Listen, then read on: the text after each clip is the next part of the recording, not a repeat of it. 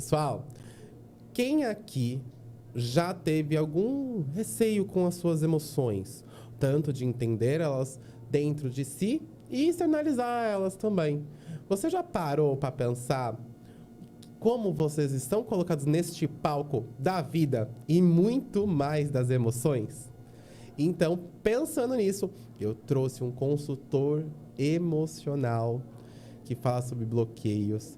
E também já tive a honra de estar presente nas suas gravações sobre o palco da emoção. Muito obrigado, meu amigo Dr. Halt, por vir ter essa troca, essa conversa comigo, meu amigo. Muito obrigado. Eu que agradeço. Obrigado você pelo convite. É um imenso prazer estar aqui ao seu lado, compartilhando um pouco dessas experiências aí.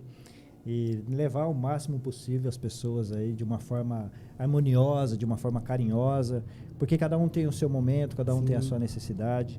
Então, eu tô muito ansioso para a gente dar continuidade nesse palco aqui, porque afinal de contas a vida é um grande teatro. Sim, não, agora eu vou te dar uma fofoca antecipada.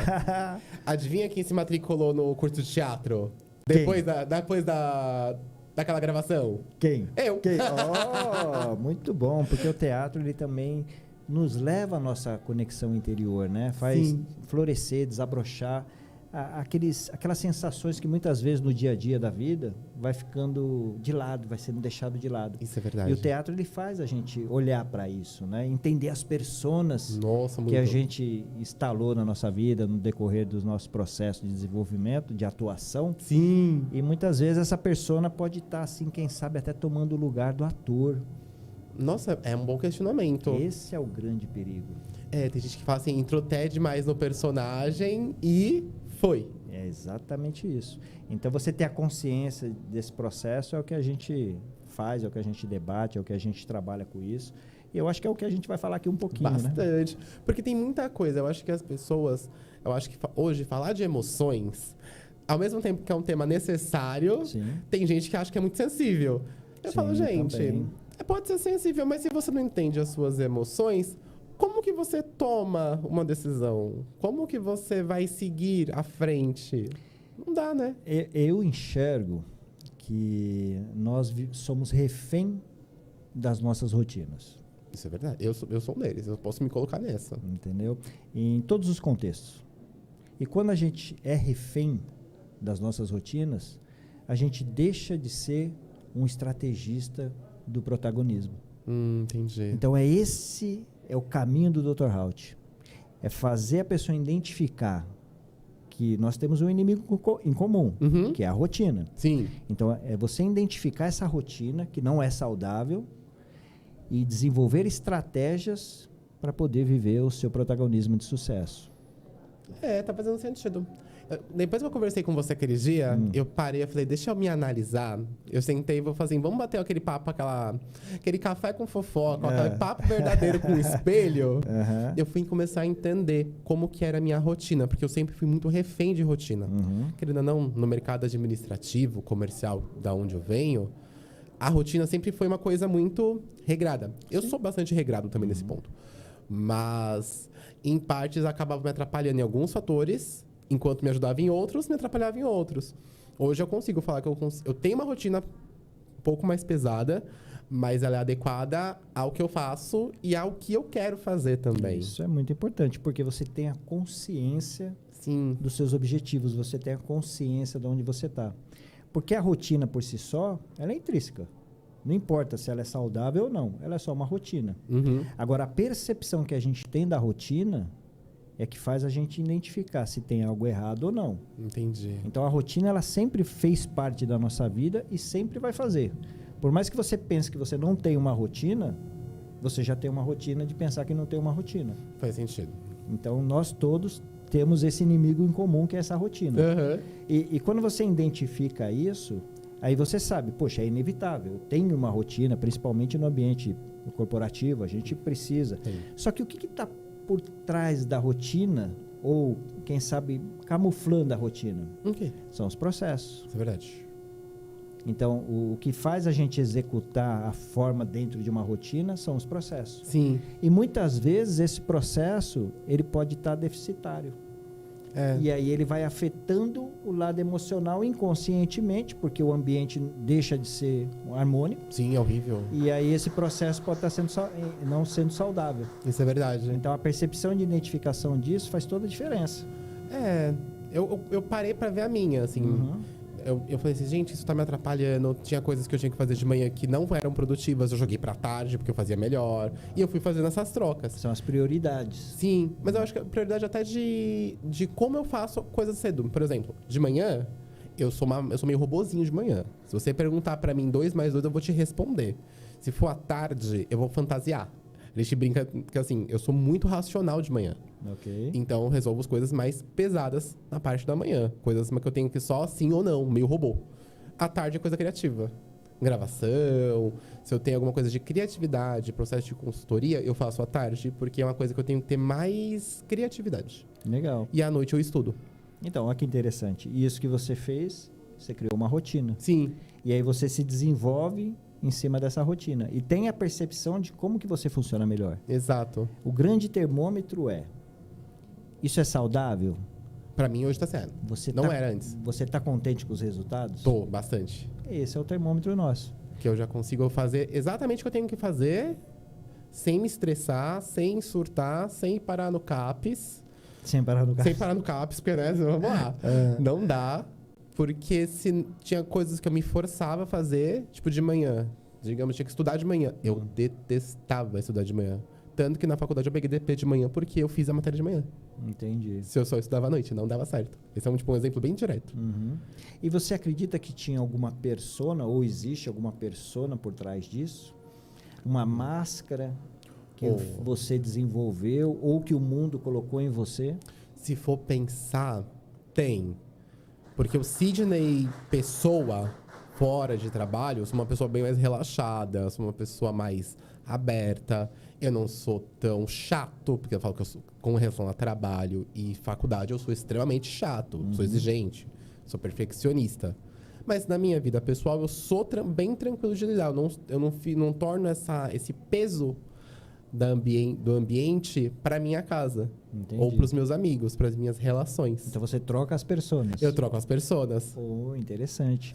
O legal, Sidney, quando a gente fala sobre personas, é assim... Nós, como seres humanos, a gente inevitavelmente interagimos com outras pessoas, com o mundo, e isso gera emoções na gente. Sim. Não importa se são boas ou são ruins. Nós somos reféns de nossas emoções. Por quê? Porque as emoções, elas são meio que um combustível do nosso funcionamento. Né? E porque nós somos seres neurobioquímicos. Sim. Então, todo o nosso processo interior, ele é pautado nesse processo de neurotransmissores, dopamina, oxitocina, cortisol e aí por diante. Então, a quantidade desses neurotransmissores vai fazendo com que a médio e longo prazo isso torne o combustível do nosso funcionamento. Entendi. Então, muitas vezes a gente acaba se tornando refém desse combustível também. Isso é verdade. E quando, principalmente, o lado profissional, vamos colocar assim, ele não está muito harmonioso, porque é um processo de muita cobrança, então desencadeia muito cortisol, o combustível padrão principal de funcionamento dessa pessoa é o cortisol. Então, quando a energia está baixando, né, as células mandam mensagem para o cérebro e falam, precisamos de mais combustível. E aí ele vê na referência, o combustível principal é o cortisol. Então, através dos sentidos, ele começa a fazer com que nossa audição, visão, né, vá direcionando para situações que vão gerar cortisol. Porque aí eu gero mais combustível. Então, a gente acaba ficando refém desse processo, entre aspas, de combustível do nosso funcionamento. Mas, gente, nossa, agora nossa, você me pegou lindamente. E o grande problema acontece que nem assim, quando você faz muito saudavelmente essa colocação, que no trabalho você tem uma postura, e em casa você tá... Então, ele é muito bem separado. Né? Então, é muito bem consciente. Então, o que isso mostra pra gente? Que quando você está num ambiente familiar, você muda o combustível. Então, é como se fosse um carro flex. Isso é verdade. Então, agora aqui eu tenho mais oxitocina, serotonina, dopamina, endorfina, e eu tenho uma vida mais leve. E quando eu estou ali na cobrança, eu preciso do cortisol, porque eu tenho que produzir, eu tenho que entregar, tenho que cobrar. E isso é uma coisa saudável. Esse é o ideal realmente de que nós, seres humanos, deveríamos estar vivendo. Porque você vai transitando. Eu fui aprendendo. Doeu aprender isso. Mas exatamente. Você viu o que você falou? Que bonito. Eu fui aprendendo. Fui aprendendo. O maior problema, o maior desafio é que a gente tem medo de olhar para isso. A grande maioria das pessoas tem uma objeção muito forte. Existe uma objeção que foi instalada na sociedade, que é de que exatamente isso é frescura. Você não pode perder seu tempo olhando para isso. Isso é frescura. Não, tem que olhar, gente. Exatamente. Por isso que o Dr. Hout nasceu. Por isso que o Dr. Hout existe. Por isso que o Dr. Hout... Conta-me mais um pouquinho do que você faz aí, filho. Porque eu sei que eu lembro muito bem da gravação, a quantidade que eu vi de certificado, de diploma na tela. Não dava nem para contar na mão. Você faz bastante coisa. Conta aí, conta o pedigree aí. A gente se desenvolveu bastante. Porque eu fui refém, né, de um processo das emoções. Eu vivenciei prisioneiro por muitos anos. Então, isso fez com que eu hoje me desenvolvesse. Eu tenho mais de 20 formações na área do desenvolvimento humano. Eu sou psicanalista clínico. Eu sou escritor. Eu sou palestrante internacional. E hoje eu atuo principalmente, além de fazer as palestras, eu atuo como consultor emocional. Legal. Então a gente utiliza, né, porque eu sou criador do método Hout, e o método Hout ele é um processo totalmente embasado na minha experiência vivencial, ele é um projeto autoral. Então tudo que a gente construiu e que a gente aplica, ele realmente teve a base das experiências que eu vivenciei. Legal. Então hoje eu sou muito consolidado nesse ponto. Sim. Principalmente nas minhas emoções, nos meus sentimentos. Eu costumo dizer, sempre que eu comento com a minha esposa, que cada experiência que eu vivencio, eu analiso ali as questões do que conectou, o que não conectou, por que não está confortável, o que aconteceu. Porque exatamente isso você vai moldando, você vai levando conhecimento, né, vai abastecendo o seu cérebro para que novas conexões neurais mais harmoniosas com aquilo que você determina seja potencializada dentro da gente. Então é importante você fazer essa revisão, né? É verdade, gente. Eu tô me fazendo Tetris na minha cabeça aqui. Eu tô fazendo Tetris aqui. Eu falei... Tô fazendo meio montando as pecinhas da minha casa. Eu tô juntando as pecinhas. Agora eu entendi porque teve pessoa que eu tenho uma conexão muito tranquila e tem pessoas que às vezes só de olhar ou eu remeto uma situação eu tenho vontade de tacar a cadeira, assim. Existem algumas vertentes para isso, né? Como assim? Então algumas pessoas podem dizer que isso é energia. O santo não bateu. Às vezes acontece. Faz sentido. Também faz sentido. Porque a gente vivencia num processo. Nós somos seres energéticos também. A gente transmite, somos receptivos e transmissores. Isso faz sentido. Mas existe também, que é um ponto onde a gente primeiro entra para ver se isso não é uma coisa de associação. Entendi. Né? Ou seja, com gatilhos. Então eu posso estar num ambiente em que de repente uma pessoa tem um determinado comportamento, um movimento, uma postura, uma fala, um tom de voz, que me aciona um gatilho, que eu já vivenciei algo lá atrás e mesmo inconscientemente o cérebro fala, isso aqui não é seguro para você. Então ele já cria uma proteção ali. Entendi. Entende? Por exemplo, o Dr. Hout quando entra no palco. Quando eu entro todo fechado. É a máscara toda preta. Sim. Eu uso essa máscara aqui. Sim, é verdade. Então, essa máscara, ela assusta as pessoas. Eu não tenho problema com isso, Mas é nítido. Em cima do palco, eu percebo, assim, pelo olhar das pessoas, a expressão das pessoas, um receio. Da máscara, de ter a máscara completa. De ter uma pessoa no palco totalmente mascarado. Então, esse mistério não cria uma resposta lógica para o cérebro. Tá. Então, o cérebro não consegue racionalizar rápido o que é aquilo. Então, ele começa a buscar muito tempo informações para trazer uma resposta para aquele self-talk, para aquela percepção. Então, isso faz com que a pessoa fique alguns segundos fazendo meio download, perdido, né? meio assustado de que é isso. Porque é um sistema natural de defesa nosso. Entendi. Isso é bom. Só que na maioria das vezes, na verdade, depois eu te explico qual Por é favor. o conceito real Tô 100% de cada curioso agora. máscara dessa. Eu tô assim, cadê o... Já me dá um PDF completo que eu vou ler, vou fazer um parafrasear ainda, você acha? Me conheço. Eu sou fanático por isso tudo. Uhum. Eu adoro estudar, eu adoro aprender coisa nova. A fofoca do teatro, sabe por quê? Foi... Se eu te falar que eu tô enrolando, tem uns 5 anos que eu tô enrolando pra entrar na escola de teatro. Porque eu não me autoconhecia o suficiente. Olha que legal. E no último ano foi onde eu fiz a minha virada-chave muito grande. Uhum. Até foi por isso que eu iniciei o podcast. Foi quando a gente foi falar assim, foi o tapa na cara...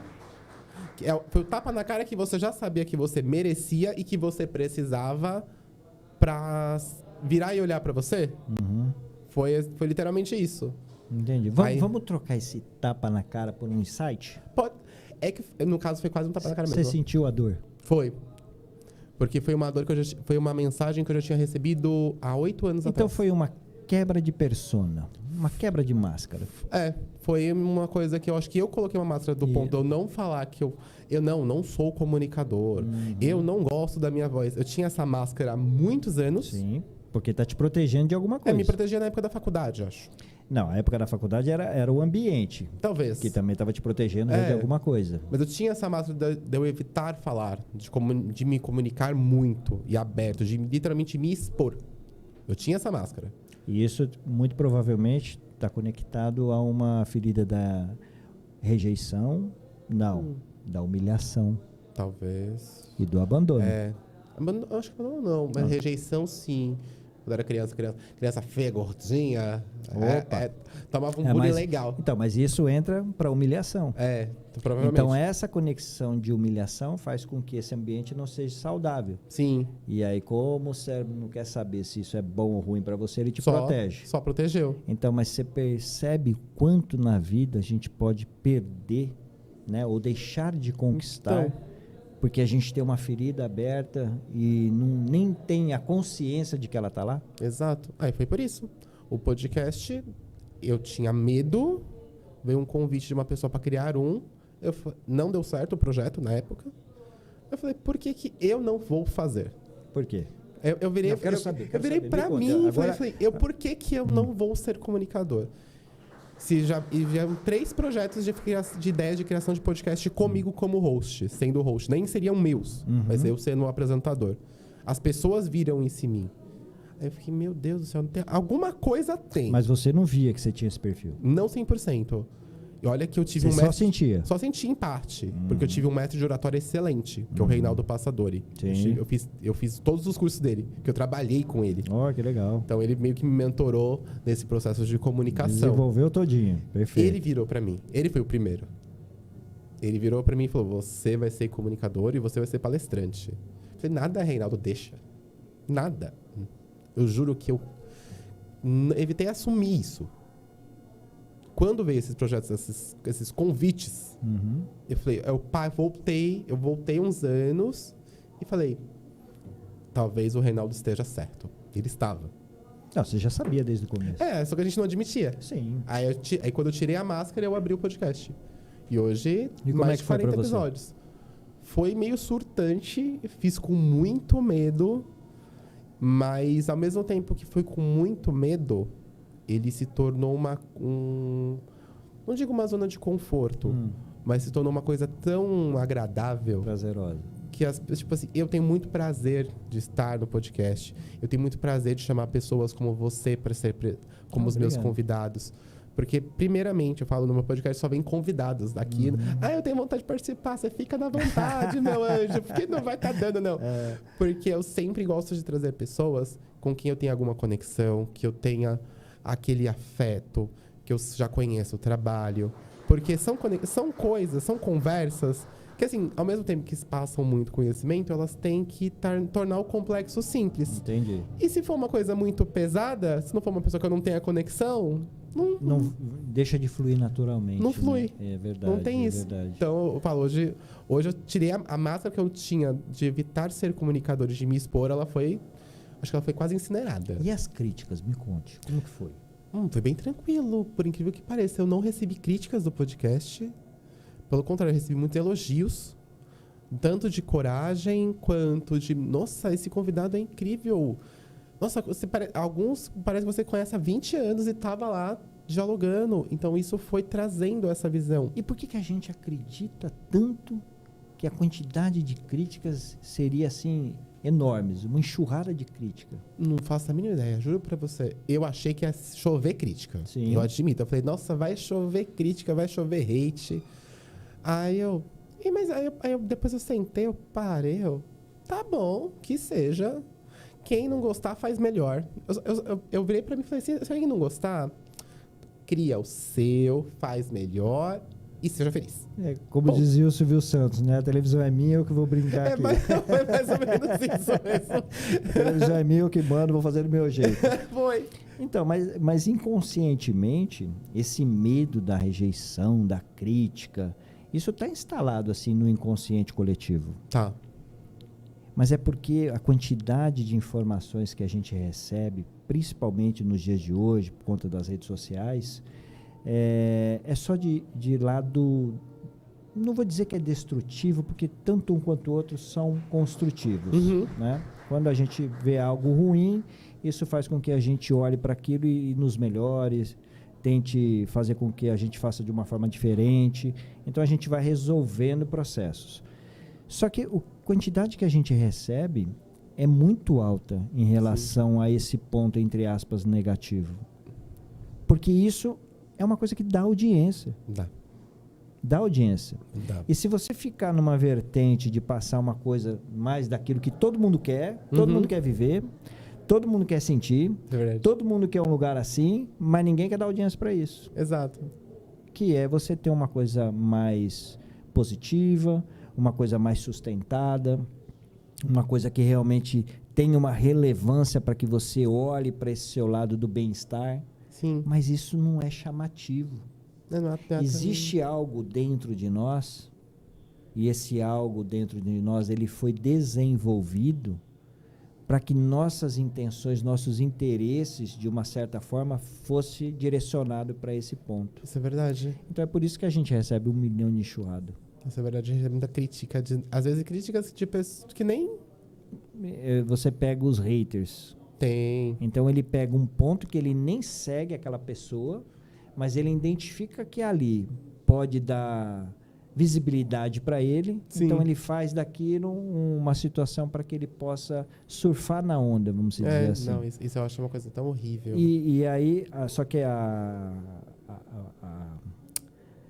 as pessoas, de uma forma geral, elas acabam sendo meio peça de manopla, né? Você vai sendo caixa de ressonância. E aí começa a entrar naquele looping sem se perceber. Isso é verdade. Então é a gente mesmo que acaba alimentando isso. Eu falo que eu não uso muitas redes sociais. Eu utilizo mais em questão de trabalho. Mas de eu falar assim, Sidney, quanto tempo você passa no celular, no Instagram, só olhando as coisas? Olha, no dia, se for 10 minutos, é muito. Ou no máximo eu entro para responder as pessoas, os meus amigos, mas de eu entrar para ficar vendo o que está acontecendo, não ocupando a cabeça, né? Vamos dizer assim, se distraindo. Não faço isso. É mais fácil me ver com um livro na mão. Mas é onde a gente vê que a grande massa... Comigo é mais fácil me ver com um livro. Você me vê ouvindo muito... Eu ouço muita música. A música é bom demais. Eu acho que eu falei assim, alguém me dá oferecer uma cota do Spotify de sociedade, eu tô lá. Opa! Porque com certeza eu passo o dia de fone se deixar. Então, pra mim, isso toma confortável também. Mas essa parte, vai ficar rede social, vou ficar vendo videozinho. Gente, isso me dá um sono. Já dorme, né? Nossa, encostaria pra ele. Que preguiça. Não, deixa quieto, sai. Então, pra mim, foi se tornando isso também. E eu acho que as pessoas, elas não entendem muitas vezes as emoções e como são trazidas. Uma coisa que eu fiz em casa, minha mãe tinha o costume de ficar muito no jornal. Eu, mãe, vamos fazer uma cordinha? Ela, o que é? Desliga a TV. Ela, como assim? Imagina. Ela, você tá ficando louco? É. Como eu vou saber das notícias? É uma rotina. Notícias de tragédia você pode criar até no livro. Só tem tragédia. Ela olhou assim, ela... Não é isso.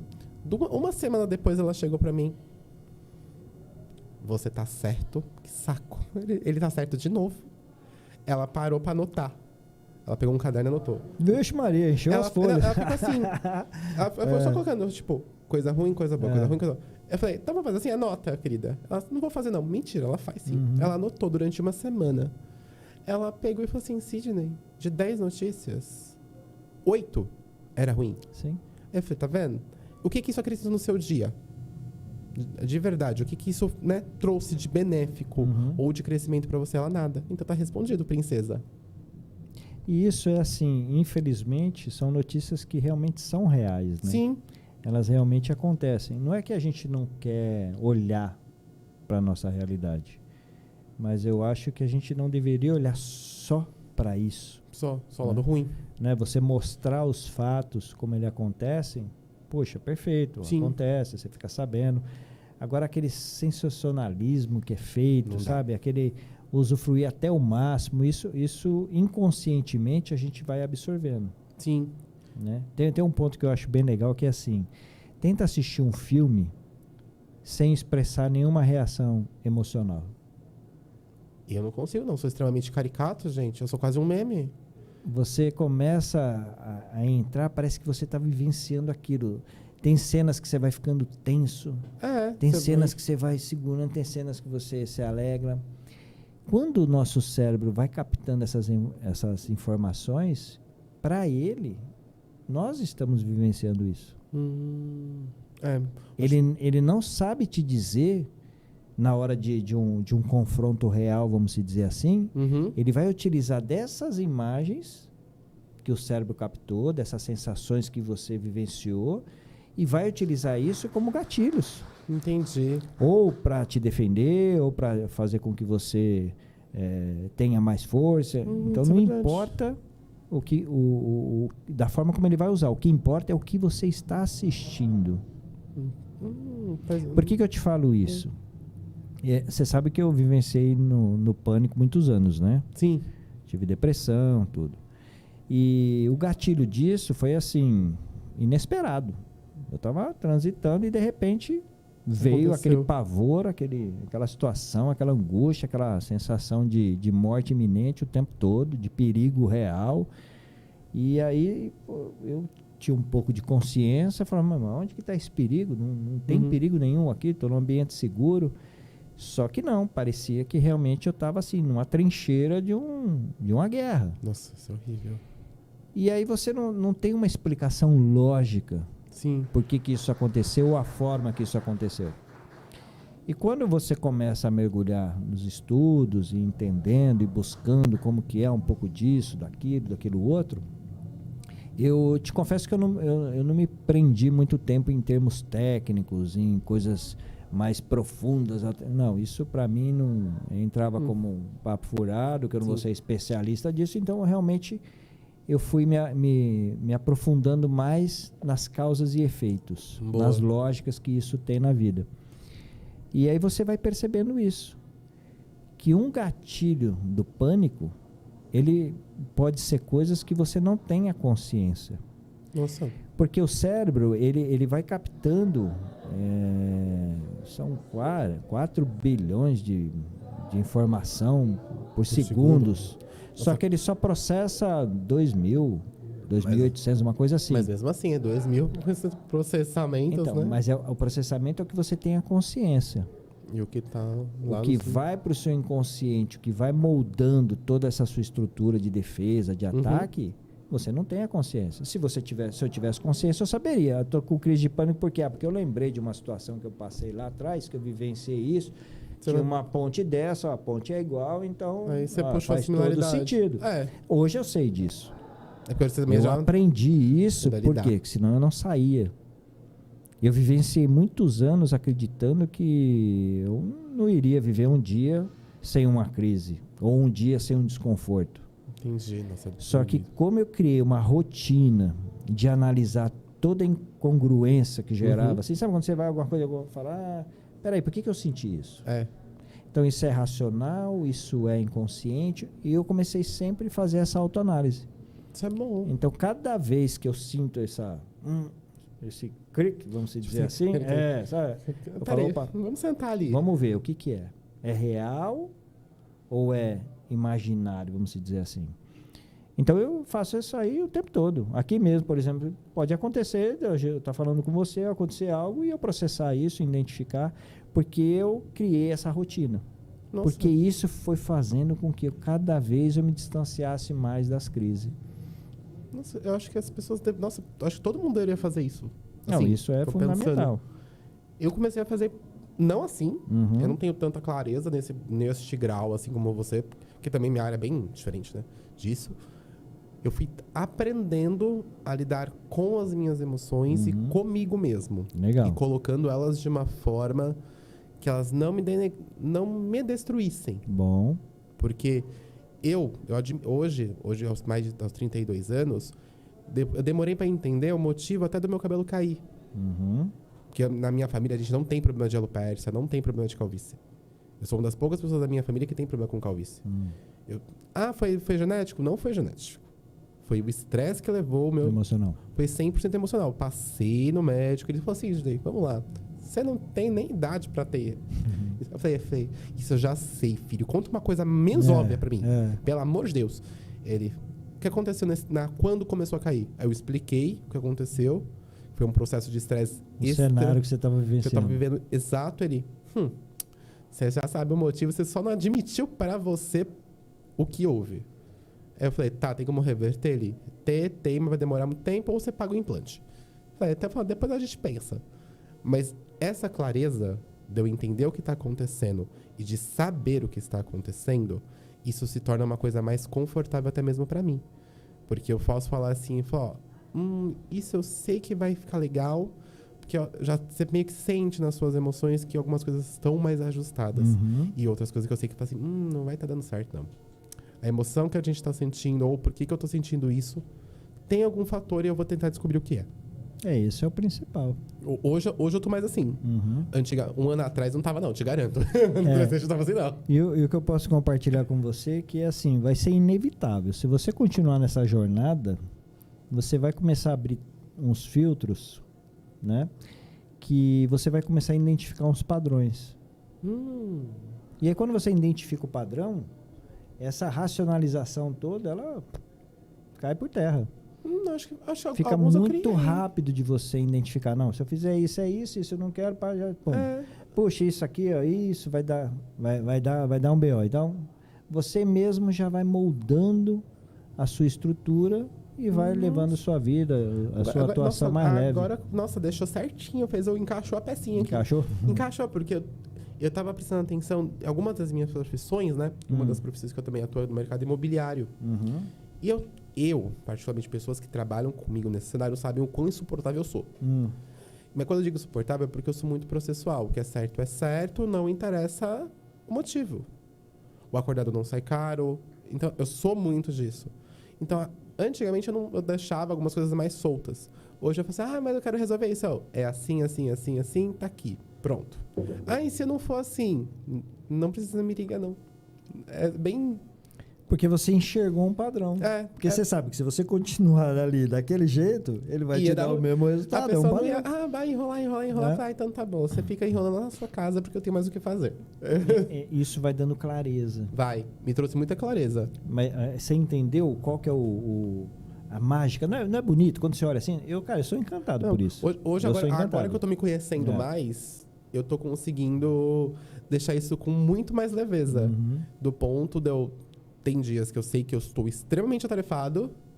Eu sei que eu vou levantar às 7 da manhã, eu vou dormir 2 horas da manhã. E eu vou acordar muito bem e vou dormir sorrindo, mesmo com 20 coisas. E ao mesmo tempo, tem dias que eu falo assim, eu já levanto e falo... hoje vai ser um dia bom pra ficar de casa de pijama. Aí eu falo, eu não vou não. Eu já fiz isso muitas vezes nesses últimos tempos. De eu me aceitar e me entender. Esse é o melhor caminho. E é interessante porque, assim, a gente nasce sozinho. Sim. A gente passa uma vida inteira sozinho. E vai embora Sozinho. Isso é verdade. Só que a gente não para se conhecer. A gente quer entender tanto a outra pessoa, né? Nos relacionamentos, a pessoa passa quase a vida tentando entender o companheiro, mas não para um segundo para tentar se conhecer. É difícil. Para se olhar para suas dores, olhar para suas feridas. Por que eu tenho esse comportamento? Por que quando meu marido ou minha esposa faz determinadas coisas eu sinto tal coisa? Uhum. Isso tudo não está no externo. Isso tudo está no interno. E é como você está falando, você para, você olha, você se identifica, você reconhece e você já está colhendo frutos disso. Sim. E fazer isso antes de adoecer, vamos dizer assim, Isso é verdade. antes do corpo pagar o preço, antes da conta chegar, cara, é maravilhoso. É a prevenção. Nossa, eu devia ter aprendido isso há uns 10 anos atrás, Nossa, gente. se tivesse ter aprendido isso há 40 anos atrás. Se eu tivesse aprendido uns 10 pra mim já tava ótimo. Mas é que aí a gente também tem aquele lance, né? Tem um tempo. Mas o tempo depende da rotina que a gente tá. Minha rotina antes era muito doida. Aí você para ver também. As pessoas estão... como é que eu posso te dizer? Aí me fugiu a palavra, tá vendo? As pessoas estão meio doidas, a gente sabe. Fui trocar o raciocínio e acabei me atrapalhando. As pessoas estão muito aceleradas também. A gente está refém das nossas rotinas porque, assim, a quantidade de energia para a gente sobreviver nesse modelo de mundo, nessa atuação, nesse roteiro que a gente fez, está muito difícil. Então, quando você não consegue atender às necessidades básicas, a sua mente não vai permitir que você pare para se olhar. Isso é verdade. Ela vai estar sempre em busca da necessidade de você sobreviver. E a gente, infelizmente, tem uma quantidade enorme de pessoas que ainda estão muito na base da pirâmide. Então, esse é um ponto que a gente não pode deixar de lado. E onde a gente vê isso, que é muito claro, é naquela pirâmide de Maslow. Sim, Ele é verdade. mostra exatamente isso. E ali fica... Eu gosto de gráfico, porque gráfico mostra muito. É bem escrachadão, né? Que nem o DNA que a gente traz. Cara, a gente está tendo uma repercussão fantástica com isso. Porque você consegue trazer em números, em porcentagem, uma coisa da sua emoção. Olha que legal. Nossa. Você olhar e falar assim, cara, eu tô com 70% de autossabotagem. Nossa. Mas peraí, agora... 65% de culpa. Mano, a pessoa tem que entender isso pra ontem. Você falou... Você comentou comigo do DNA. Do DNA, sim. Explica um pouquinho mais. Que vamos adiantar a fofoca pro povo? Porque você me contou que agora em março... Dia 14 e 15 de março. 14 e 15 de março, a gente anota. Vai ser no Campo Belo, São Paulo, na Vieira de Moraes, a nossa imersão. Tá.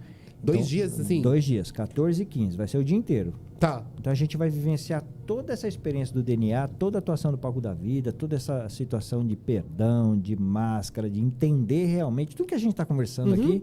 A gente vai vivenciar isso nesses 2 dias.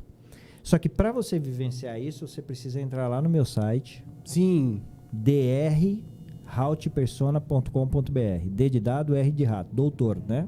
Então, drhaltpersona, H-A-L-T, persona.com.br. Na página principal já tem um link, você clica lá, se inscreve e já está gratuito. Você vai dar isso de gratuito para as pessoas? Gratuito. E eu vou entregar tudo que eu sei lá nesses 2 dias.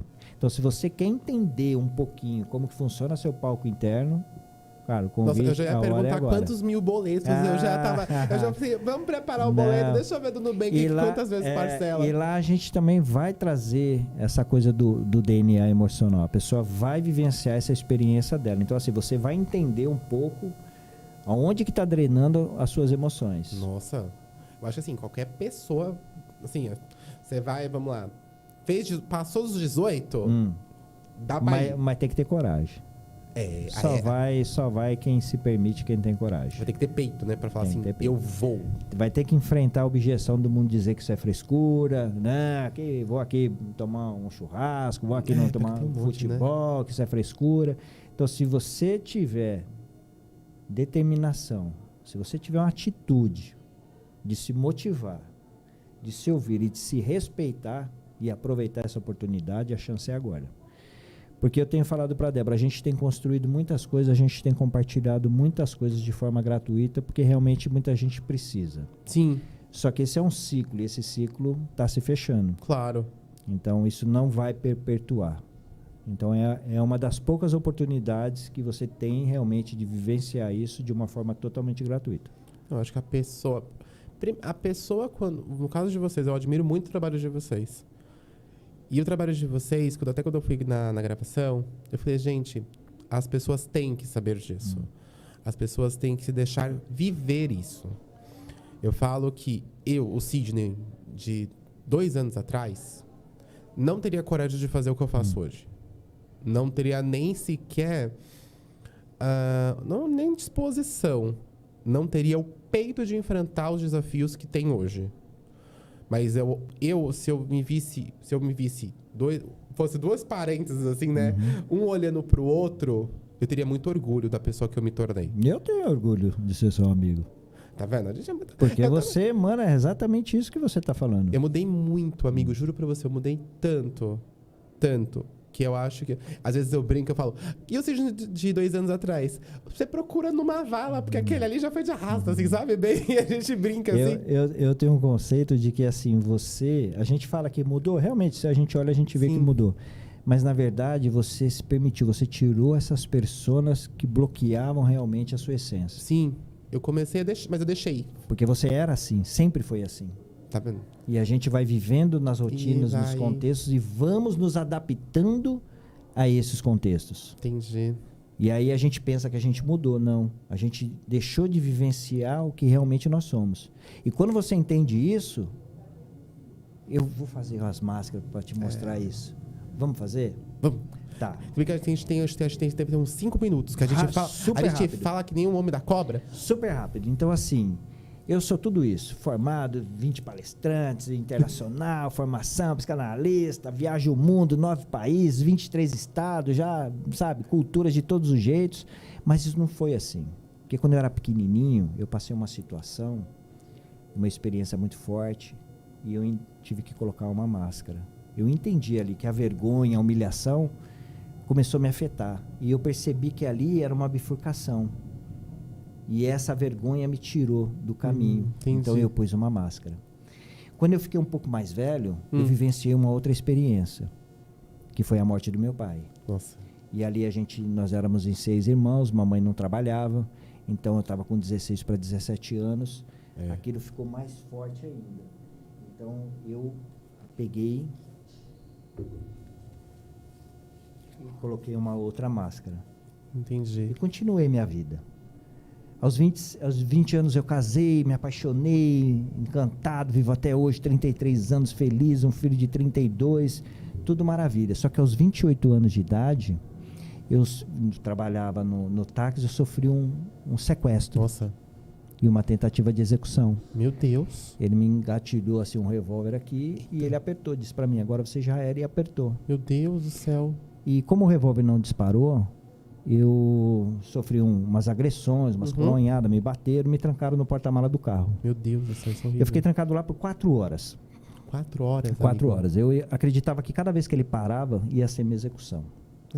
Só que aquele ambiente escuro, aquele gosto do sangue na boca, aquele cheiro de carpete, aquilo foi ficando um terror. Parecia que eu realmente estava na trincheira, que eu ia morrer. E após esse período, nada aconteceu. Eles foram embora, eu estourei o porta-mala do carro e fui embora para casa. Nossa. Só que quando eu cheguei em casa, eu não contei nada para ninguém. Eu guardei isso em silêncio. Você escondeu. E o silêncio custa um preço muito alto. Sim. Então, a partir daquele momento, eu começava a andar sorrindo por fora, mas chorando por dentro. Ninguém sabia, ninguém podia saber do que eu sentia, dos medos que eu tinha, da falta de confiança nas pessoas, e aquilo foi cada vez mais me afastando. E quanto mais eu vivenciava nisso, pior eu ficava. Foi nesse período que eu tive um câncer. Nossa, amigo. A gente enfrentou um câncer que tinha 7% de chance de cura. 7%. Isso faz já uns 20 anos atrás. Nossa. Só que quando você recebe uma notícia de um câncer, era como se você tivesse uma sentença de morte. Ainda hoje, não, ainda 20 anos atrás? E o maior desafio desse também é que cada 2 meses você tem que ir lá e confrontar esse atestado. Então, cada 2 meses você está vendo a sua sentença, se vai ser ou não. se você está sentenciado ou não. É. Isso vai te consumindo e, inevitavelmente, eu entrei na minha crise de pânico. Nossa. E quando eu entrei na crise de pânico, foi como se tudo tivesse escurecido. Você está totalmente desconectado do mundo, você está totalmente desconectado das pessoas, você deixa de existir como um ser humano normal. Você é como se fosse um bicho acuado. Só que um bicho acuado, ainda perante o perigo, ele ainda enfrenta, te ataca. E uma pessoa numa situação dessa, ela não tem força para isso. Não, ela vai se esconder. Ela quer cada vez mais chegar a hora dela fechar a cortina do palco da vida. Sim. E quando eu cheguei nesse dia de fechar a cortina do palco da vida, algo aconteceu. Foi uma música Qual a música? que fez com que eu tivesse um insight e despertasse para uma nova oportunidade. Foi uma música do Raul Seixas, Tente Outra Vez. Essa música é muito bonita. Eu estava parado com meu carro em frente a uma pedreira, no final de tarde, quando realmente tocou essa música, eu falei, cara, eu não tenho força para ser por mim, mas tem que ser por alguém. E aí foi pela minha esposa e pelo meu filho.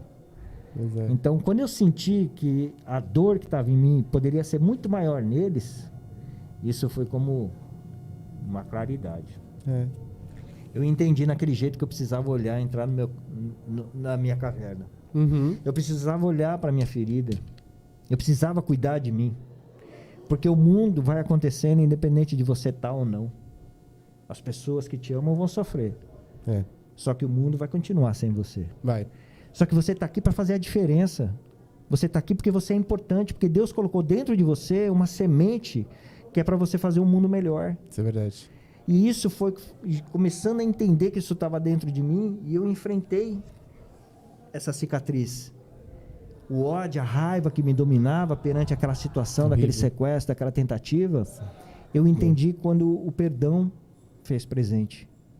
E quando eu entendi o perdão e eu vivi o perdão, essa máscara deixou de existir. Uhum. E aí eu percebi que eu precisava continuar, porque esse era o caminho. E cada vez que isso ia, que isso acontecia, mais eu entendia que eu estava vivo, que eu era um ser, que eu era a essência viva do Criador aqui nesse planeta, que eu vim aqui realmente para fazer a diferença. Não precisa ser na diferença no mundo de ninguém, na minha própria vida.